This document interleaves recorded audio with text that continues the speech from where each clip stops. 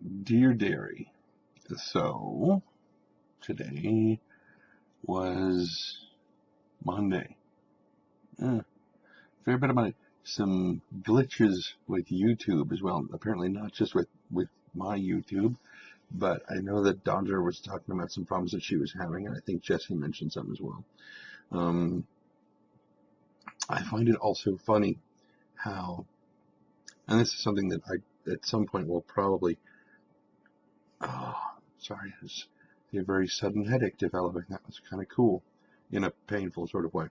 Anyway, at some point I will probably mention to them that it, or rather ask them, is it bizarre to them to see how frequently and how easily people start to refer to them in the extremely familiar? I mean, for example, I just, mentioned them as casually as I would any of my friends here in the Bay Area, and I've never met any, either of them. And yet I feel somehow more familiar with them than I should be because I see them so often. But of course that only extends one way. And I think that's something that a lot of people who are like YouTube fans or fans of people who are, famous, be it internet famous or real world famous, movie famous, whatever, what have you, doesn't matter. The same sort of situation applies where you've got people who are, you develop this sense of familiarity because you see this person all the time. You watch them in movies, you watch them on TV, you see interviews with them, you read articles about them. So it gets to a point where you know what's going on in their lives as well as you do your next door neighbor, unless you live in my area of California, in which case you're lucky if you even know your next door neighbor's name. And that is a depressing topic we'll talk about some other time. And on plane trips, how that comes to play. Anyway, put that in the notebook for some other time. So suffice to say that it feels odd that I should refer to them with such a casual familiarity because I've never met either of them. And I think Jesse's replied to my tweets 3 times at most. Dodger's never replied to any of them. So why is there that sense of familiarity? Interesting. Anyway,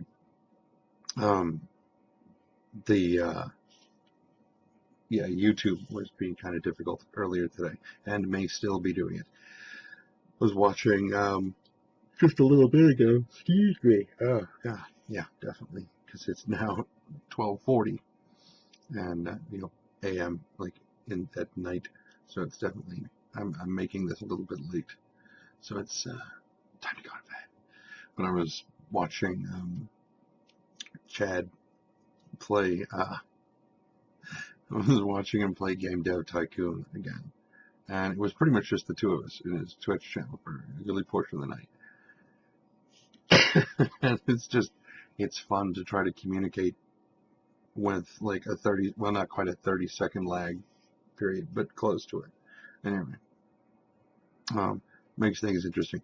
It's sort of like when you're writing answers on a test in English in school and you have to write in complete sentences. You have to write in complete sentences, not you have to write in complete sentences.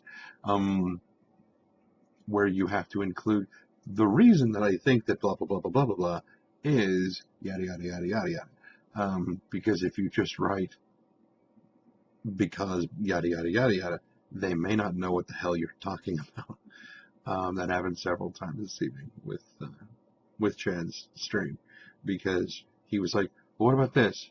And I would start typing an answer and then he would ask another question. And so he wouldn't know which one I was answering if I didn't put in a complete response. Anyway, but it was fun. And you can tell that he's really starting to get the hang of Game Dev Tycoon. It's a very intense game for as simple as it seems because parts of it make no damn sense.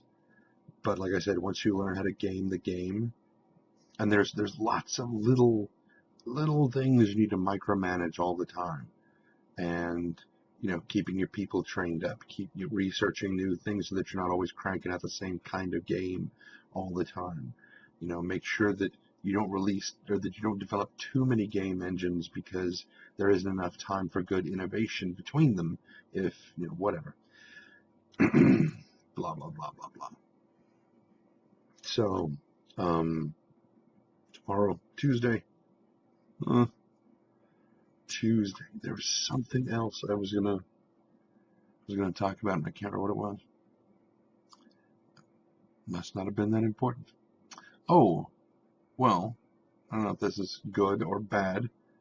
I remember now why it's important to have a car that I trust. Because I didn't go anywhere today. I just sat here at the computer trying to figure out what am I going to do with, how do I want to push my voice acting career? What do I want to do? Like searching around on Craigslist to see if anybody's got any open positions for just little piddly stuff here and there. Reading, the story that I have to do a narration for. Tracking what's going on in the video game industry, who's at a point where they might need video game, or voiceover people, and who do I get in touch with for that? At the same time, trying to figure out, okay, what do I do? Because I don't want to just do daily journals with my YouTube channel. I want to do more than just this. So I need to get back to getting my WoW audiobooks on the roll. I need to probably start doing the Skyrim audiobooks. Oh, I'm still waiting for Chesko to finish the thing. I don't know if I know that I haven't mentioned it in the Dear Dairy, so I'll tell you about it now. There's a mod guy named Chesko who makes some of the best mods for Skyrim. If you play Skyrim on PC and you have, played it to the point that you're like, yeah, okay, whatever, it's fine, I beat it, and you have never modded it, then you have never seen it look right. You have never had it play right. You have never had it feel right. You've got one of the things about Bethesda games, especially Oblivion, Skyrim, the Fallout series, you have to mod them properly. It's not that Bethesda releases them incomplete. It's not quite like that. They do finish them, but they leave them flexible enough that the people who are out there, the end users who really enjoy digging into this thing and increasing the textures by 16 times, or making the meshes like 10 times more complex and everything, so that things look three-dimensional and you can actually see like a rusty texture on something. And that doesn't even begin to cover the kind of, if you want to know what a properly modded Skyrim game looks like, you go to the YouTube channel for just look up Skyrim Mod Sanctuary or Gopher Gaming. Gopher is just his entire series on, and he just recently kind of restarted it. That way you don't have to go through and watch like 87 episodes of the Mod Sanctuary, where he goes through and he reviews different mods that come up on the Skyrim Nexus, which is one of the big mod sites. Amazingly brilliant stuff. Anyway, drifting off topic, Chesko created, or is in the process of developing, a mod called Read Books Aloud for Skyrim. I think he's still doing it. I haven't seen any momentum on it recently, but I think he's still doing it. Basically what it is when you pick up a book and you open it, it triggers an audio file of the recording of someone narrating that book.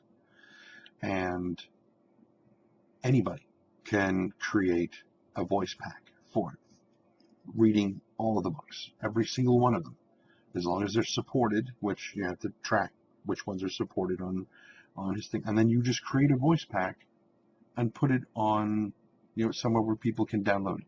and they will install it in their game, and anytime they open a book, it'll be read in your voice, or whatever voice you choose to do. I would very much love to do that. Initially, I was just going to go through and read all the books in Skyrim and make YouTube videos for every single one of them, like I'm doing with the WoW audiobooks. In fact, it was my plan to do that first, because the books in Skyrim, nothing against Blizzard, but a lot of times the books in WoW look like, if you sit down and you read them, they look like they were written by somebody. They were taken through one editing pass. During that editing pass, the person who wrote the book was assigned to something else. And then when the editing pass was done, this book was given to somebody else, and they said, here, fix these edits. And the person went in and changed some other stuff as well.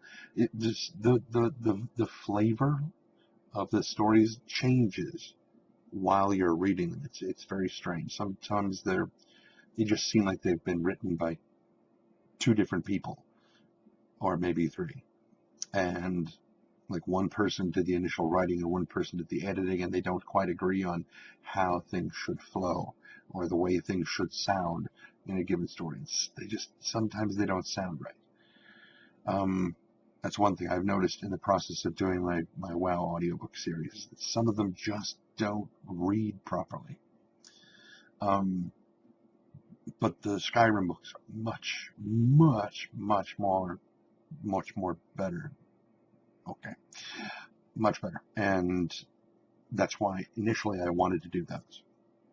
And then Gopher started doing them. And and he's got a really nice accent that I really like listening to it. So I was like, I'll wait a little while and then I'll do mine later. For now, I'll do the WoW audiobooks. And I should have just gone ahead and done it, is what I should have done. I should have just, the funny part about that for me is that when I decided to do it, okay, this is what I'm going to do. I'm going to do these Skyrim audiobooks. That's what I'm going to do.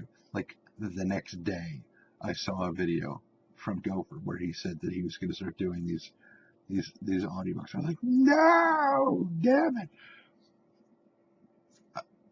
It just struck me incredibly funny, just because I love Gopher to death, and he's really, really good at what he does. So yeah, I need to start doing that. I'm gonna have a little bit of water. I'm not gonna have a little bit of water like I did the other time, where I drank like half this bottle while you guys watched.